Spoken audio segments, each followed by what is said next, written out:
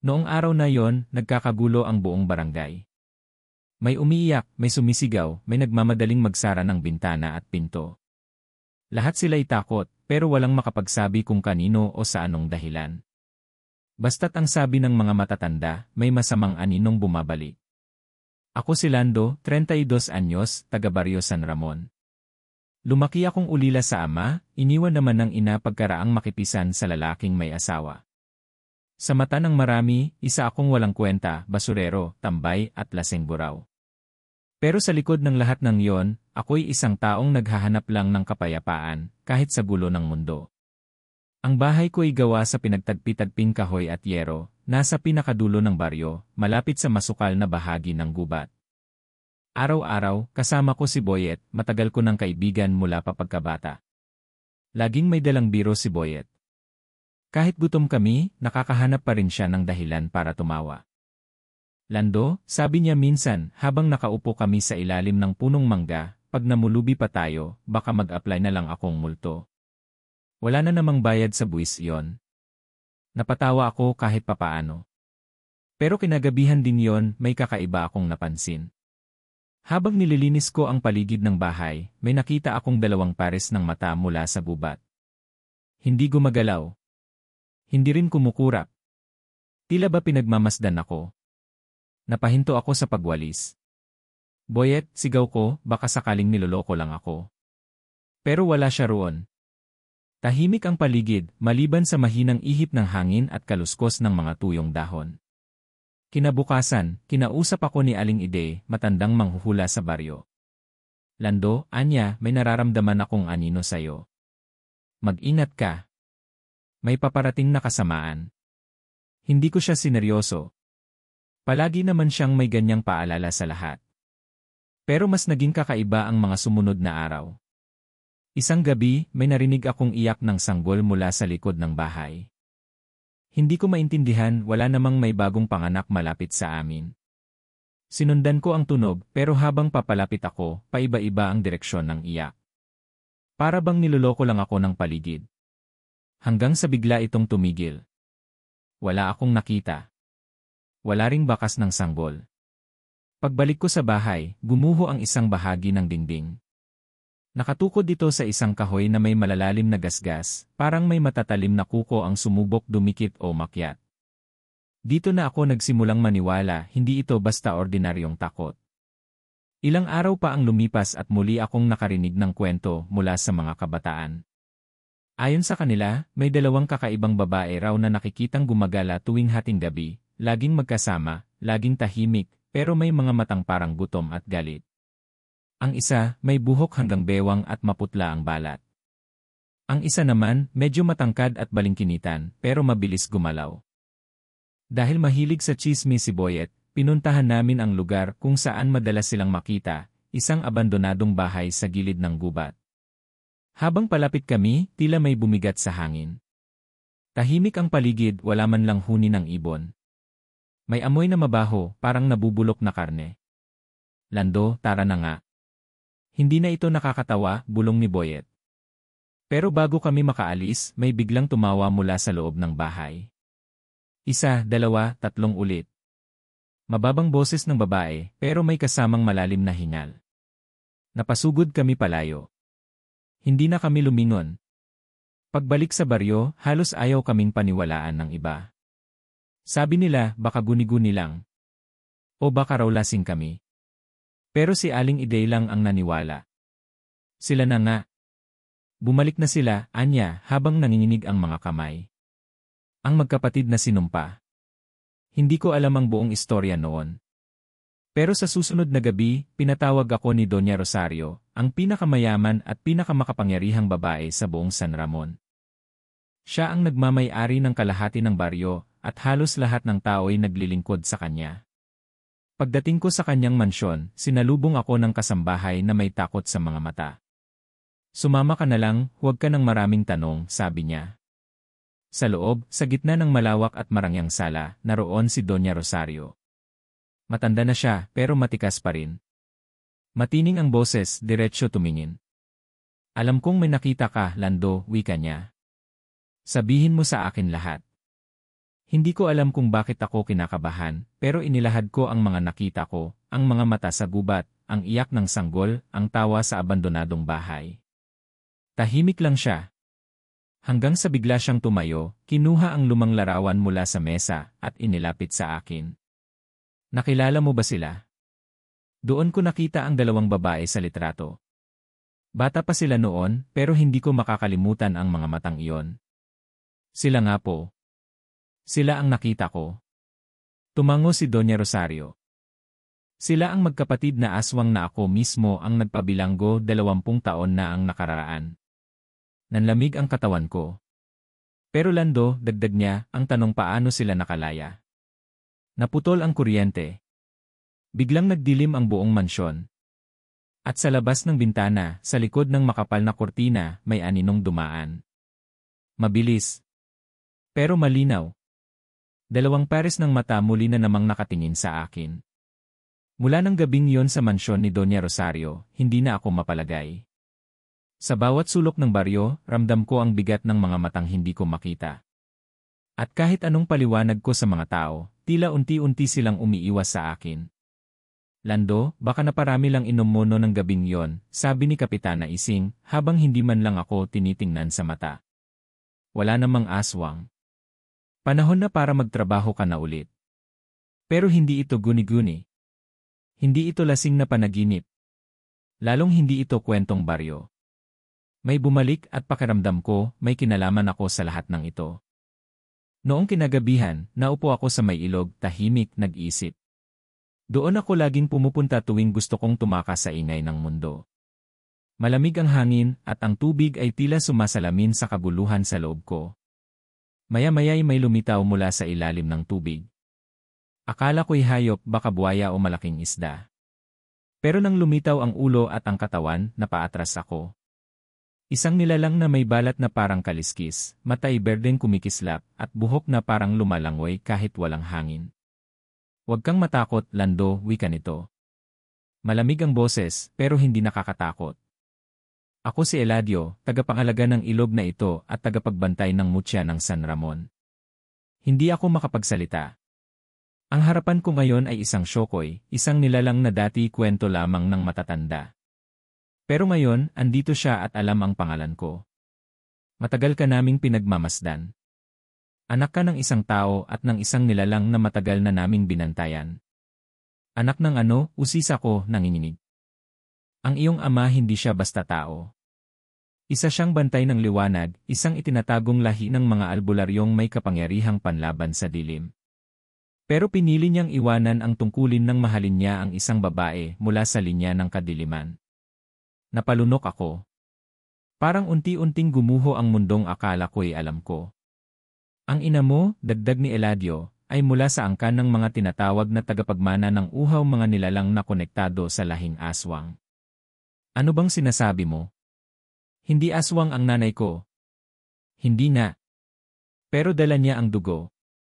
At sa dugo mong iyan, Lando, naroroon ang parehong liwanag at dilim. Biglang lumitaw mula sa tubig ang isang bagay, isang maliit na kahoy na kahon, inukitan ng mga simbolong hindi ko maintindihan. Inilapit ito ni Eladio sa akin, at unti-unti itong bumukas sa sarili nitong paraan. Sa loob, may isang makintab na kabibe. Hindi ordinaryo, tila may liwanag na kumikislap sa gitna nito, at kahit hindi ko pa ito hinahawakan, nararamdaman ko ang init mula sa loob ng dibdib ko. Ito ang mutya ng balangaw. Isang sinaunang anting-anting na tanging isang may dugong pinaghalo ang maaaring magdala. Isa kang tagapagmana, Lando. At ikaw lang ang maaaring pumigil sa pagbabalik ng kapangyarihan ng magkapatid na aswang. Tumayo ako. Hindi ako bayani. Basurero lang ako. Wala akong alam sa ganyan. Hindi ko nga maalala ang huling araw na kumain ako ng 3 beses. Hindi mo kailangang maging bayani. Kailangan mo lang pumili. Laban o takbo. Tumahimik ako. Gusto kong tumakbo. Gusto kong kalimutan ang lahat ng ito at magkunwaring panaginip lang. Pero nang maalala ko ang mga matang yon sa gubat, ang iyak ng sanggol, ang tawa sa abandonadong bahay, naalala ko ring wala na akong ligtas na lugar. Pagka-uwi ko, nadatnan ko si Boyet sa harap ng bahay, may hawak na tinapay at sardinas. Uy, mukhang galing ka na naman sa kakaibang lakad. Nakausap mo na ba yung diwata sa ilog, biro niya? Shokoy, sagot ko. Tumawa siya. Pero nang ikwento ko ang lahat, unti-unting nawala ang tawa sa labi niya. Lando, seryoso to. May mutya ka na ngayon? Para kang bida sa comics. Ayokong maging bida. Gusto ko lang malaman ang totoo at sana may tumulong. Pagkalipas ng ilang araw, dinala ako ni Eladio sa isang matandang albularyo sa kabilang bayan, si Mang Isko. Walang masyadong sinasabi ang matanda. Pinagmasdan lang niya ako mula ulo hanggang paa, saka biglang binigyan ng isang palad ng asin at isang itim na kandila. Buksan mo ang kandila gamit ang mutya, utos niya. Ganoon nga ang ginawa ko. Nang buksan ko ang kabibe sa tapat ng kandila, biglang kumislot ang apoy, at sa loob ng apoy, may anyo ng babae na lumitaw, ang isa sa mga aswang na nakita ko. Nakasimangot at parang alam niyang pinapanood namin siya. Sila ang mga anak ng itim na buwan, bulong ni Mang Isko. 20 taon silang nakakulong sa ilalim ng lupa, sa pilitang ipiniit ng isang ritual na isinagawa ni Doña Rosario. Bakit? Dahil ang Doña ay isa ring tagapagbantay. Isa sa mga natitirang may kapangyarihang maglagay ng selyo sa mga nilalang ng dilim. Pero mayong humina na siya nabasag na ang kulungan. At sila ngayon ay naghahanap ng paghihiganti. Mula noon, lingid sa kaalaman ng marami, sinimulan ko ang pagsasanay. Sa umagay normal akong namumulot ng basura, pero sa gabi natututo akong gumamit ng mutya, ng dasal na panlaban, at ng mga halamang galing pa sa mga bundok ng Aurora.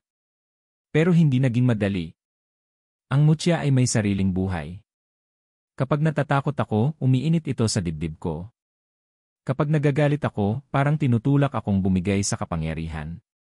May isang gabi, habang hawak ko ang kabibe, biglang lumitaw sa isipan ko ang imahe ng nanay ko, nakatingin, umiiyak, duguan ang kamay. Anak, tulungan mo ako, hindi ko na alam kung totoo pa ang lahat ng to, iyak ko habang nakaupo sa ilalim ng punong mangga.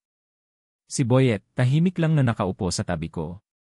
Lando, wika niya, wala na tayong babalikan kung hindi mo ito tapusin. Hindi mo kailangang maging bayani. Pero kung totoo ngang nasa dugo mo ang kapangyarihan, gamitin mo ito para sa tama. Tahimik lang ako. Kinabukasan, kumalat ang balita sa baryo. May nawawalang bata. 5 taon gulang. Huling nakita sa may gilid ng gubat. At sa may pader ng eskwelahan may sulat na nakaukit. Ang uhaw ay nagsisimula na. Isa lang ang simula. Ang baryo'y muling nabalot ng takot. At sa hating gabi, sa mismong harap ng bahay ko may iniwang bagay. Isang puting manika. Nakapikit. May mga kuko sa mukha. At sa dibdib nito, nakasulat gamit ang dugo, ikaw ang susunod, anak ng liwanag at dilim. Pagkakita ko sa manikang iyon, para bang biglang bumigat ang paligid. Parang hindi lang ako ang pinuntirya, parang pati ang pagkatao ko ay sinisilip na ng mga nilalang na nagtatago sa dilim. Ang pagkasulat ng mga salitang anak ng liwanag at dilim ay tila hindi lamang banta kundi paalala. Paalala ng isang bagay na pilit kong kinalimutan sa maraming taon. Kinagabihan, hindi ako nakatulog.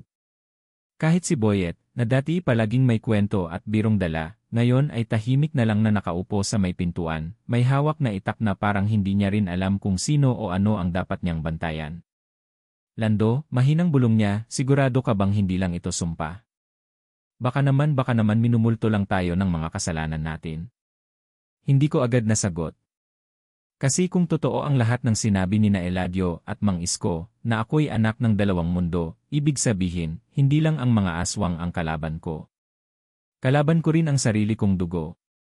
Nang araw na yon, pinuntahan ko si Aling Iday.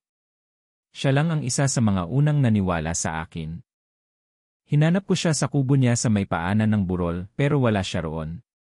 Nakita ko lang ang nakabukas na pinto, at sa loob, ang mga gamit niyang panggagamot ay nakakalat sa sahig. Parang may nagmadaling umalis o may sapilitang kinaladkad. Habang nag-ikot ako sa loob, may narinig akong kaluskos mula sa likod ng kubo. Dahan-dahan akong lumapit, hawak ang mutya sa loob ng aking bulsa. Ngunit paglingon ko, isang batang babae ang nakita ko. Marumi ang damit. Namumutla ang balat. At ang mga mata, itim na itim, parang walang buhay. Nandito siya sa ilalim ng lupa nakakadena, bulong ng bata, bago ito biglang tumakbo palayo at naglaho sa may masukal na damuhan. Napaupo ako sa lupa. Ang mutya biglang uminit. At sa isipan ko, parang may tinig na bumubulong, hindi lahat ng nawala ay dapat hanapin. Pero kailangan kong hanapin si Aling Iday. Isa siya sa ilang may alam sa kasaysayan ng baryong ito. Isa siya sa huling saksi ng pagkakakulong ng magkapatid na aswang. Hindi ko maaaring baliwalain ang pagkawala niya. Habang palalim ng palalim ang gabi, mas lumalalim rin ang takot na nararamdaman ko. Sa bawat hakbang sa masukal na daan pauwi, pakiramdam ko'y may sumusunod sa akin. Hindi ko man makita, ramdam ko ang presensya, parang mga matang palaging nakamasid. Pagdating ko sa bahay, wala si Boyet. Naiwan lang ang kanyang tsinelas sa may hagdan. Nagsimula na akong kabahan. Tinawag ko ang pangalan niya ng paulit-ulit. Boyet! Nasan ka na ba? Walang sumagot. Pagpasok ko sa loob, malamig ang hangin kahit sarado ang mga bintana. At sa mesa may papel na iniwan. Isang maliit na sulat, sulat kamay ni Boyet, huwag mo na akong hanapin. May kailangang tapusin. Patawad kung hindi ko nasabi agad, pero hindi mo ako lubos na kilala, Lando. May mas malalim akong dahilan kung bakit nanatili akong malapit sa'yo. Hindi ko maintindihan. Sa lahat ng tao, si Boyet lang ang palagi kong sinandalan. Siya ang kasama ko mula pagkabata, noong iniwan kami ng nanay ko, siya ang tumulong sa akin maghanap ng pagkain. Siya ang nagpakatawa kahit gutom na kami. Paano siya aalis ng basta-basta? Lumabas ako at mula sa malayo, nakita kong may apoy na naglalagablab sa bahagi ng kabubatan. Doon sa abandonadong bahay kung saan unang nakita ang magkapatid na aswang. Hindi ko na inisip kung delikado. Tumakbo ako papunta roon, hawak ang mutya, at sa isip ko, kung may nasasaktan kung may kailangang iligtas kahit takot ako, pupunta ako. Sa loob ng bahay, masangsang ang amoy. Halo ng usok, dugo at bulok na laman. Ang mga dingding ay may mga ukit, parang sinaunang sulat, pero puno ng galit. Sa gitna ng silid, may isang bilog na may nakasulat sa paligid nito. At sa loob ng bilog si Boyet. Nakahandusay. Pero hindi sugatan. Gising siya. At nakatitig sa akin. Lando, hindi ako ang iniisip mong ako. Anong ibig mong sabihin? Halos pasigaw kong tanong, nanginginig ang kamay. Ang pamilya ko galing din sa angkan ng mga tagapangalaga. Ngunit pinatay sila ng mga nilalang na tinulungan ng magkapatid na aswang. Pinili kong lumapit sa iyo hindi dahil naawa ako kundi dahil alam kong ikaw ang susi. Bakit hindi mo sinabi? Kasi alam kong hindi mo pa kaya noon. Pero ngayon kailangan mo nang pumili. May mga nilalang na nagigising. At hindi lang baryo ang nakataya. Biglang yumanig ang lupa. Ang apoy ay parang sinisipsip papalapit sa bilog. Mula sa lilim ng isang sulok, may lumitaw na anino, babaeng payat, mahaba ang kuko, at nakangiting parang sanay sa dugo. Isa sa magkapatid na aswang. Lando, anak ng liwanag at dilim, wika niya, paos ang boses. Napapanahon na. Tumindig ang balahibo ko. Hindi ko alam kung lalaban ako o tatakbo. Pero ang mutya sa aking bulsa ay kumikislap. At sa puso ko, naroon pa rin ang sugat, hindi lang dahil sa mga aswang, kundi dahil sa katotohanang lahat ng akala kong alam ko ay hindi pala totoo. Ang nanay ko, bakit siya umalis? Inabandona ba talaga niya ako? O may mas malalim siyang dahilan? Ang tatay ko isa palang bantay ng liwanag. Nasaan siya ngayon? At ako isang basurero na ngayon ay hinihiling ng mundo na maging tagapagtanggol. Paano kung hindi ko kayang panindigan? Tumitig ako sa aninong babae at sa unang pagkakataon, hindi ako umatras. Tapos na ang panahon ng pagtatago, sabi ko. Kung ako nga ang anak ng liwanag at dilim, hahayaan kong ang liwanag ang mamayani. Ngunit bago ko pa man mailabas ang mutya mula sa bulsa, lumipad ang babae patungo kay Boyet, hinablot siya mula sa gitna ng bilog, at sa isang iglap, naglaho silang dalawa, iniwan akong mag-isa sa gitna ng usok at apoy. Sa lupa, isang bagay ang naiwan, isang kwintas. Hindi akin. Hindi rin kay Boyet. Kwintas ng ina ko. At sa likod nito may nakaukit, patawad, anak. May kailangang ipaglaban. Pagka-uwi ko mula sa lumang bahay na yon, dala ang kwintas ng ina ko, parang wala nang katahimikan sa paligid. Kahit araw, pakiramdam ko'y gabi. Kahit may araw, ang hangin ay malamig. Parang may dumaraan sa likod ng bawat puno, sa gilid ng bawat anino. Ang baryo namin, na dati may tawanan kahit pasalat sa pagkain, ngayon ay puno ng katahimikan. Halos walang lumalabas sa mga bahay. May nagsasabing may mga hayop na nawawala sa gabi. Yung mga manok, kalabaw, pati aso, hindi na muling nakita. At sa gitna ng kalsada, may lumilitaw tuwing madaling araw. Isang latang may laman na dugo. Hindi alam kung kanino galing o bakit laging naroon. Basta't alam ng lahat, may nagbabalik. Ako na may araw-araw na parang punit ang kaluluwa. Wala si Boyet. Hindi ko alam kung buhay pa siya o kung ginamit siya bilang sisidlan ng isa sa mga aswang. Hindi ko rin alam kung may naiwan pa bang tunay sa kanya. Ang pinakamatapat kong kaibigan nila mo ng dilim. Pinuntahan ko muli si Mang Isko. Sa kanyang lumang kubo, tahimik siyang naghahalo ng mga dahon, ugat, at langis sa isang palayok. Dumadalas na ang presensya nila, mahina niyang sabi, di man ako nilingon. Ramdam mo, di ba? Tumango lang ako. Parang may dumudurog sa dibdib ko gabi-gabi. Tumigil siya sa ginagawa. Hindi lang puso mo ang pinapahirapan nila, Lando. Inaapakan nila ang damdamin mo para mawala ka sa sarili mo. Kapag ikaw ay bumigay, hindi na ikaw ang magdedesisyon. Sila na. Tahimik ako. Kasi sa totoo lang, ilang gabi na rin akong muntik sumuko. Sa bawat bangungot, bawat alaala ng ina kong umalis ng walang paalam, at ng amang ni Anino ay hindi ko maalala, para bang sinasadyang gawin akong mahina. Binuksan ni Mang Isko ang isang bowl. Doon niya kinuha ang isang lumang salakot, may mga ukit na parang bituin at apoy. Ibinigay niya sa akin at sabing, isuot mo ito kapag malapit na sila. Hindi nito kayang pigilan ang lahat ng atake, pero kayang hadlangan ang mga bulong. Anong ibig mong sabihin sa bulong? Hindi lahat ng atake nila ay katawan. Mas madalas, isipan. Gagamitin nila ang mga pinakamalalim mong sugat. Kinagabihan, naghanap ako ng sagot sa tahimik na ilog kung saan unang lumitaw si Eladio. Umupo ako sa tabi, pinikit ang mata, at hiniling na muling makausap ang Shokoy. Ilang minuto ang lumipas bago muling kumislap ang tubig. Lumitaw si Eladio, mas mahina ang anyo, parang hindi na tulad ng dati. Nasisira ang balanse, anya. Ang mga ilog ay nauubos ang lakas. Ang mga taniman ay unti-unting nalalason. Kapag tuluyang nabuksan ang pinto, hindi lang mga aswang ang lalabas. Pati ang mas lumang dilim. Paano namin mapipigilan, tanong ko. Tanging ang dugo mo ang makakakumpleto sa selyo na iniwan ni Doña Rosario. Pero para mangyari iyon, kailangan mong tanggapin ang parehong bahagi mo. Liwanag at dilim. Hinding-hindi ko tatanggapin ang dilim. Kung hindi mo ito tatanggapin, hindi mo rin ito malalabanan. Dahil ang lakas mo galing sa kung paano mo pipiliin gamitin ang bahagi mong kinatatakutan mo. Wala akong maisagot. Maya-maya'y may kumaluskos sa likuran ko. Paglingon ko, may isa na namang anino, matangkad, payat, parang tao pero hindi. Ang mga matay kulay dilaw. Nakatitig sa akin mula sa likod ng mga puno. Hindi sila papayag na matapos mo ang sinimulan ng mga ninuno mo, bulong ni Eladio. Umalis ka na, Lando. Tumakbo ako pauwi. Sa bawat hakbang, parang may sumusunod. Hindi ko man marinig, alam kong nandoon.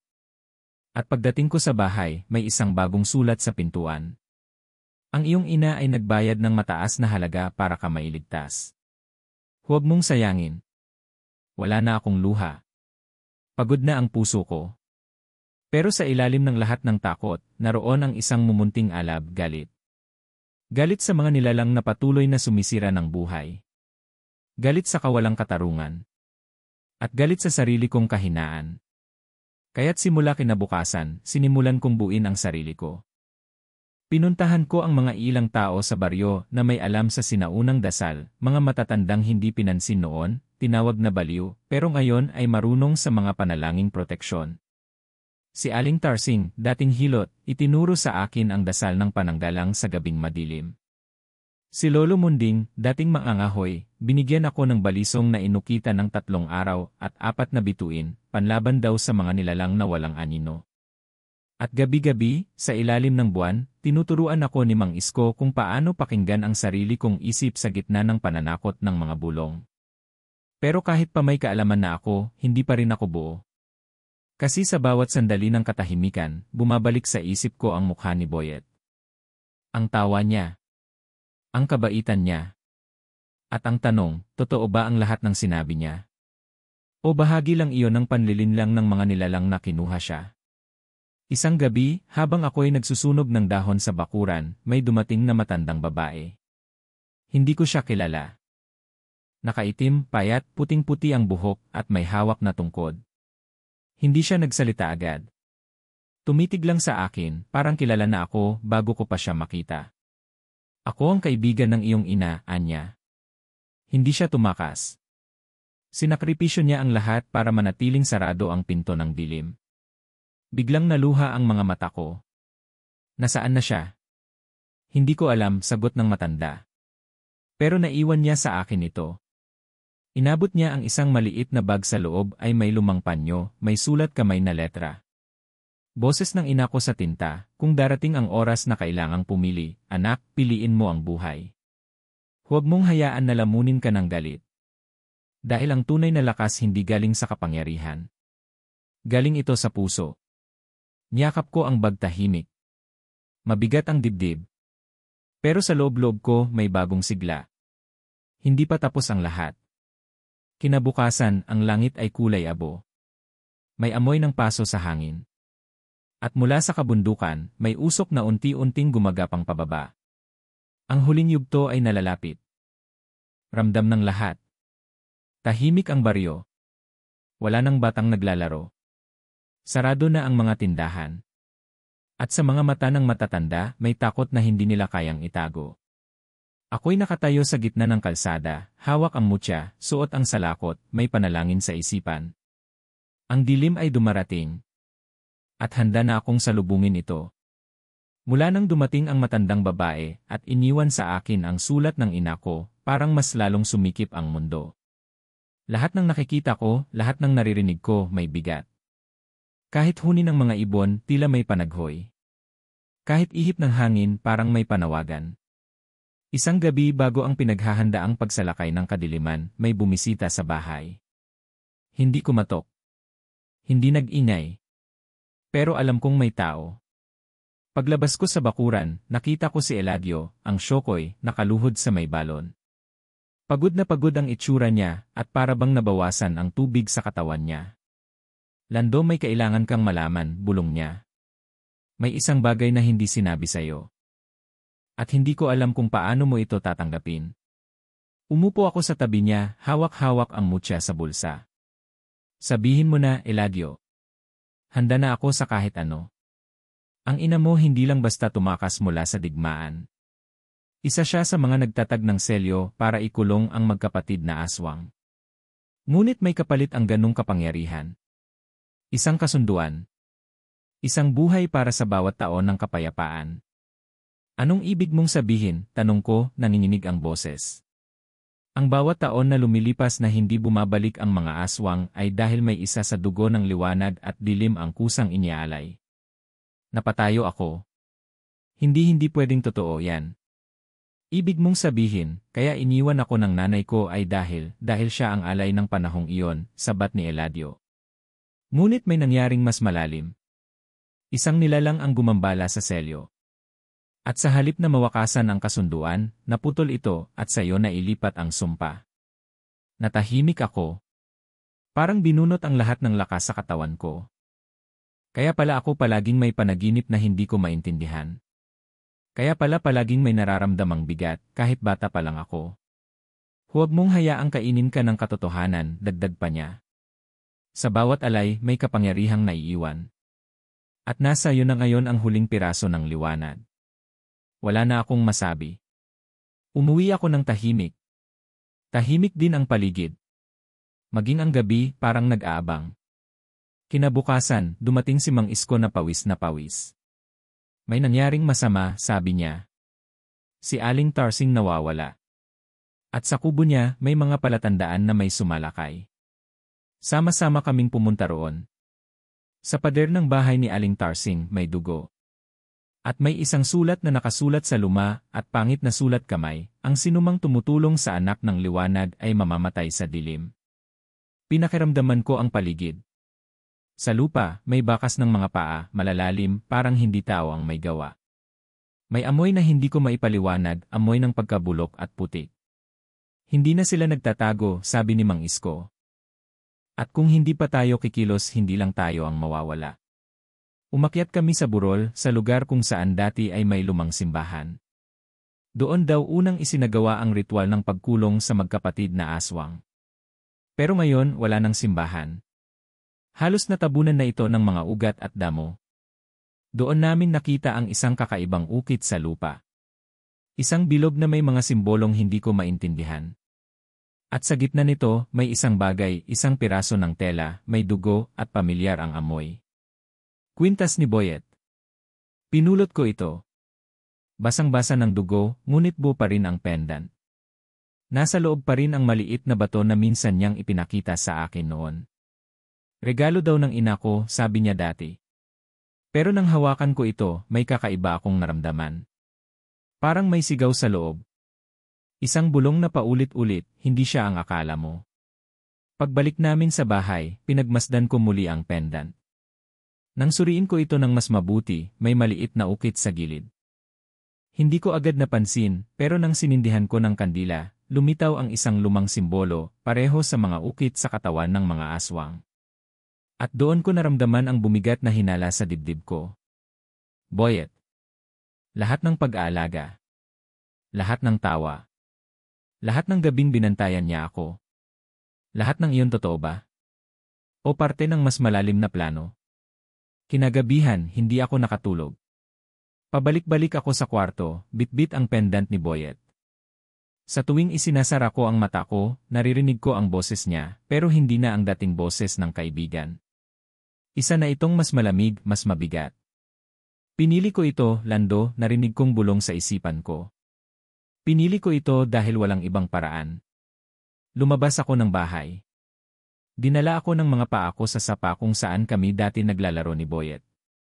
Doon, sa ilalim ng puno ng mangga, may nakaupo. Siya. Mukhang siya pa rin. Pero may pagbabago. Ang balat niya ay tila mas maputla. Ang mata niya hindi na puno ng lambing. Lando, anya. Patawarin mo ako. Pero hindi ko na kayang itago. Lumapit ako, nanginginig ang kamay. Ano ka, Boyet? Tumayo siya. Isa ako sa tagapagbantay ng selyo. Pero nang masira ito, kailangan naming gumawa ng paraan. Pinili kong maging bahagi ng dilim para mapanatili kang buhay. Hindi mo ako binigyan ng pagkakataong pumili. Kung pinili mo yun dati, baka patay ka na ngayon. Hindi ko alam kung ano ang mas masakit, ang katotohanang may tinago siya sa akin, o ang katotohanang baka tama siya. May darating, sabi niya. At hindi lang sila. Ang mismong pinuno ng dilim ay muling nagising. Ang buong lakas mo ay sinusubok ngayon, Lando. Pero hindi lang ito laban sa kanila, ito ay laban sa sarili mong galit. Anong dapat kong gawin, tanong ko, halos maiyak na. Hanapin mo ang lugar kung saan isinilang ang unang liwanag.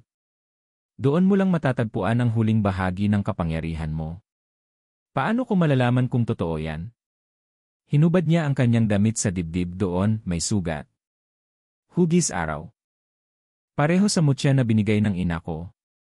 Dahil pareho tayong anak ng liwanag. Ngunit ako pinili kong mawala sa liwanag para ikaw ay manatili. Biglang yumanig ang lupa. Mula sa malayo, isang apoy ang sumiklab. Sunod-sunod. Isang linya ng apoy pababa ng burol. At sa likod ng apoy may mga anino. Tumatawa. Umiiyak. Parang hindi lang mga nilalang, kundi mga alaala, mga bangungot, mga kaluluwang hindi papayapa. Lando, bulong ni Boyet. Wala ka ng oras. Tumayo ako. Hawak ang mutya, suot ang salakot, at bitbit ang lahat ng sugat sa puso ko. Sa dilim ng gabing iyon, walang kasiguraduhan kung sino ang kaaway o kakampi. Pero isang bagay lang ang alam ko, ang tunay na digmaan ay nagsisimula na. Madilim ang langit, tila walang buwan o bituin. Ang hangin ay mabigat, parang bawat hininga ay may kaakibat na pasaning hindi mo makikita pero ramdam mo hanggang buto.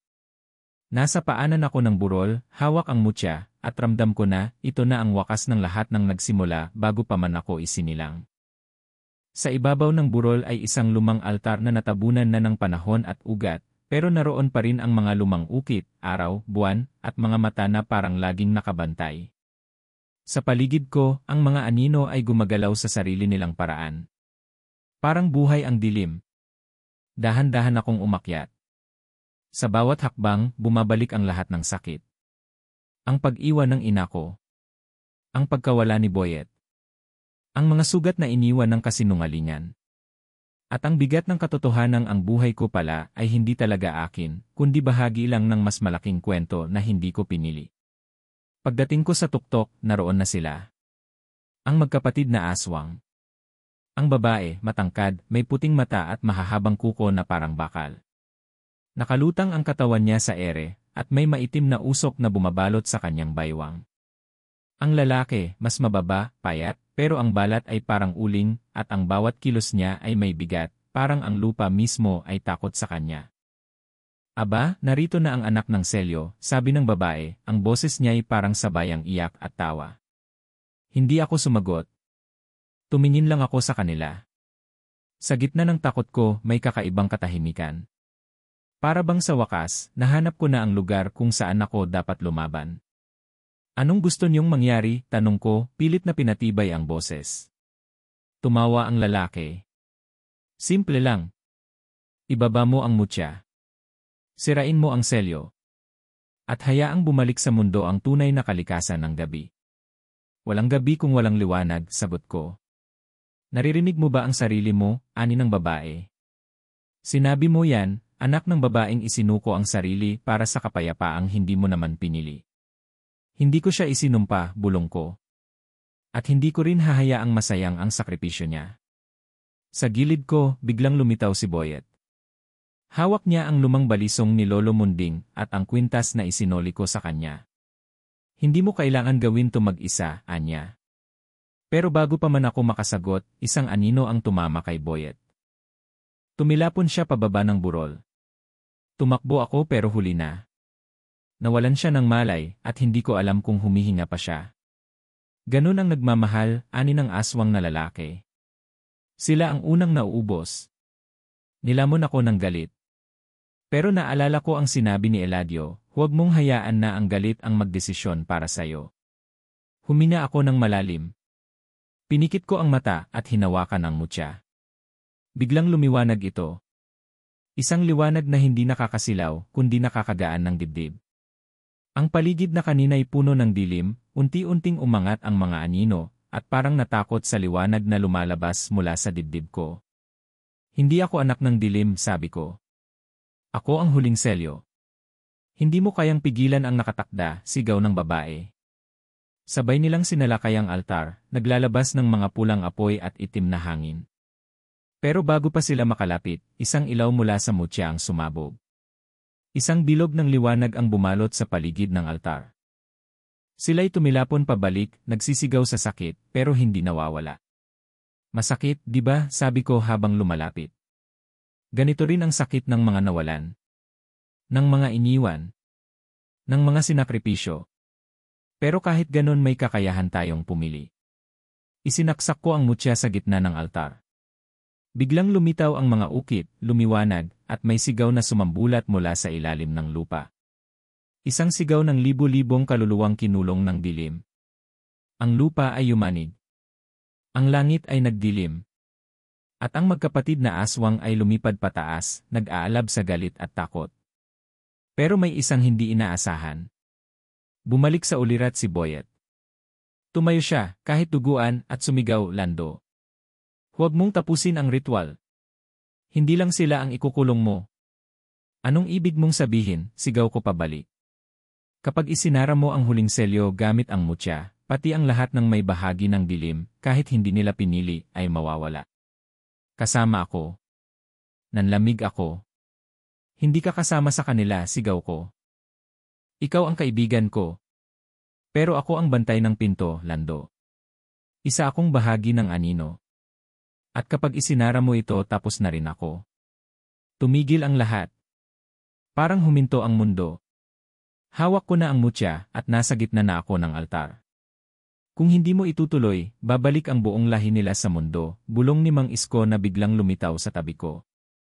At ang buong bayan mawawala. Pero mawawala si Boyet, tahimik si Mang Isko. Walang sinabi. Wala rin sa kanyang mga mata ang sagot na gusto ko sanang marinig. Napatingin ako kay Boyet. Tumango siya. Ngumiti kahit may luha. Piliin mo ang mas makakabuti, Lando. Katulad ng ginawa ng ina mo. Humina ako ng malalim. Isinara ko ang mga mata ko. At ipinagdasal ko na sana, kung may Diyos man, maunawaan niya ang bigat ng desisyong ito. Isinaksak ko ang mutya. Mula sa kalangitan, bumagsak ang liwanag. Lumikha ito ng napakalaking hugis bituin sa lupa. Ang mga anino ay nagsigawan. Ang magkapatid na aswang ay lumipad pataas, sumisigaw ng paghihiganti, pero unti-unting naglaho sa hangin. Sa loob ng liwanag nawala si Boyet. At naiwan ako. Mag-isa. Tahimik na muli ang mundo. Wala nang anino. Wala nang halakhak ng dilim. Pero wala na rin si Boyet. At sa kaloob-looban ko, parang may puwang na hindi na muling mapupunan. Ilang araw ang lumipas. Bumalik na sa normal ang baryo. Ang mga tao'y muling lumalabas. Nagkakaroon ng tawanan sa kalsada. Pero ako, palaging nakatingin sa burol. Doon sa altar ng ayoy wala ng mutya, pero may isang bato sa gitna na parang puso, walang tibok, pero puno ng alaala. Isang gabi, habang naglalakad ako sa tabi ng ilog, narinig ko ang isang pamilyar na tinig. Ang tigas talaga ng ulo mo. Napalingon ako. Walang tao. Pero sa ibabaw ng tubig isang bulong. Hindi mo ako kayang kalimutan. Siraulo ka eh. Napangiti ako. Tumulo ang luha ko. At sa gitna ng katahimikan, may isang ilaw na umilaw sa ilalim ng tubig. Isang maliit na bituin. Tila paalala. Na ang liwanag ay hindi kailanman nawawala. Kahit natabunan ng dilim. Makalipas ang ilang linggo mula nang isara ko ang selyo at tuluyang ipagtabuyan ang dilim, nanumbalik ang katahimikan sa aming baryo. Hindi na naglalakad ang mga anino sa gabi. Wala nang biglaang pagkawala, wala nang panaginip na punang sigaw o habulan. Pero hindi ibig sabihin ay buo na ulit ang lahat. Ang bahay na iniwan ng ina ko ay muling nagkaroon ng ilaw gabi-gabi. Ako na lang ang natira rito, pero binuksan ko ito sa mga bata sa baryo. Ginawa kong tagpuan nila, lugar ng kwento, ng tawanan. Sabi nga ng matanda, kapag may bata sa isang bahay, kahit papaano, hindi ganap ang lungkot. Pero kahit anong ingay ng tawa, may mga sandali pa rin ng katahimikan. Sa mga gabing tahimik, naririnig ko ang alinggaw ng boses ni Boyet sa likod ng isip ko. Lahat ng sandaling naglaro kami sa tabi ng sapa, lahat ng kwentong binuo namin sa ilalim ng mga bituin, nariyan pa rin. Pero wala na siya. At walang mutya, ritual, o dasal ang kayang ibalik ang nawala. Si Mang Isko, matapos ang lahat, ay bumalik sa kanyang munting kubo sa likod ng gubat. Sabi niya, matagal na raw siyang hindi nakakaramdam ng ganitong kapayapaan. Pero sa mga mata niya, alam kong may panghihinayang. Pinuntahan ko siya minsan, dala ang ilang prutas. Tahimik lang kaming nagkape sa labas ng kubo. Alam mo, Lando, sabi niya habang nakatingin sa dapit hapon, hindi lahat ng kwento ay kailangang may masayang wakas. Minsan, sapat na ang may natutunan ka. At may naligtas. Tumango lang ako. Pero hindi ko alam kung ako rin ay naligtas. Tumingin siya sa akin, tapik ang balikat ko. Ligtas ang isang taong marunong magmahal kahit masakit.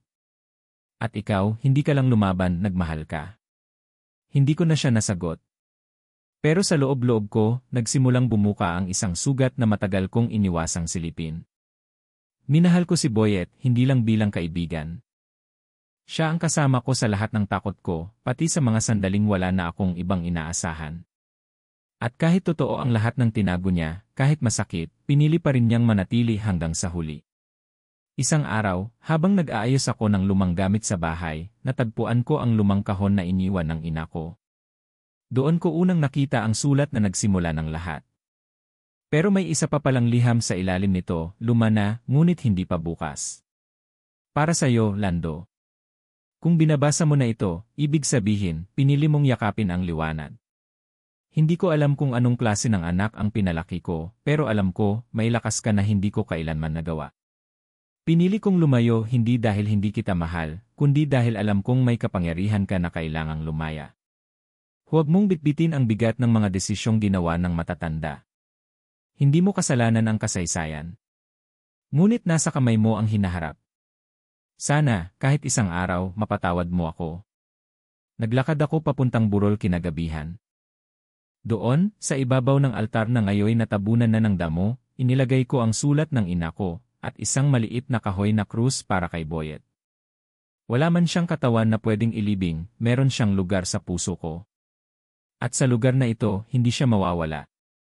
Habang nakatayo ako roon, may naramdaman akong presensya. Hindi takot, hindi kilabot, kundi init. Parang yakap ng isang taong mahal mo, kahit hindi mo siya nakikita. Ang ihip ng hangin ay tila bulong.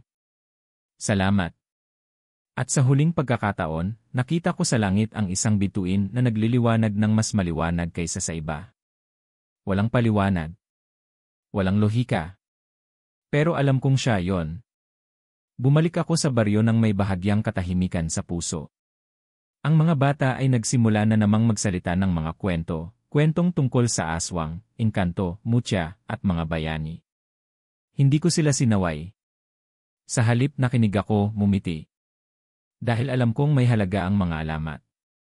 Dahil minsan, sa likod ng alamat, naroon ang katotohanan. Kaya ngayon, ako na ang nagsasalaysay. Tuwing gabi, sa ilalim ng gasera, binubuksan ko ang pintuan para sa mga gustong makinig. May kwento ako, lagi kong simula. Kwento ng isang batang iniwan ng ina. Kwento ng kaibigang may tinatagong dilim. Kwento ng liwanag na piniling manatili kahit masakit. Kwento ng isang selyong isinara para muling buksan ang puso. At kung may aral man sa lahat ng ito, isa lang ang masasabi ko, ang tunay na liwanag ay hindi lang nakikita sa araw. Minsan, nasa gitna ito ng gabi, sa pagitan ng lungkot at alaala, at sa mga pusong hindi natakot magmahal kahit alam nilang masasaktan. At sa huli, ang nagwawagi ay hindi ang pinakamalakas kundi ang hindi kailanman sumuko.